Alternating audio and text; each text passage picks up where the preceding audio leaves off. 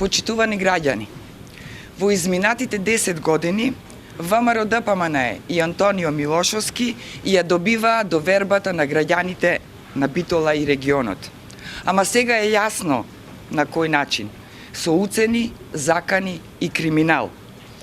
А ја добива можеби и поради многуте ветувања за кои после 10 години владење слободно може да се каже дека беа лажни. Антонио Милошовски и по 10 години повторно доаѓа со старите лажни ветувања. Неговите лаги бесрамно ги поддржуваше осомничениот за тежок криминал, градоначалникот Владимир Талески, кој е главен виновник за пустошењето на Битола. Ветуваа топлификација и гасификација на општина Битола. Наместо тоа, фрлија милиони евра народни пари за мермер, лавови, врби и лаги кои не пловат во Скопје, додека битолчани продолжуваат да се гушат во загаден воздух. Ветуваа реконструкција на детското одморалиште Пелистер. Не само што не го реновираа, туку му ставија катанец и го оставија на милост и немилост на забот на времето. Ветуваа изградба на опожарениот планинарски дом Копанки.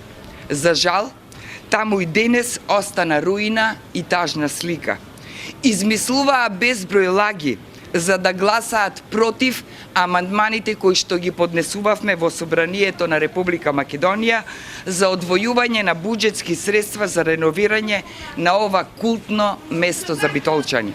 Почитувани граѓани, после победата на СДСМ на 11 декември, наши приоритети ќе бидат гасификација на Битола за почист воздух на граѓаните, реновирање на детското одморалиште Пелистер и негово повторно ставање во функција за децата од регионот и од цела Македонија како докажана воздушна бања.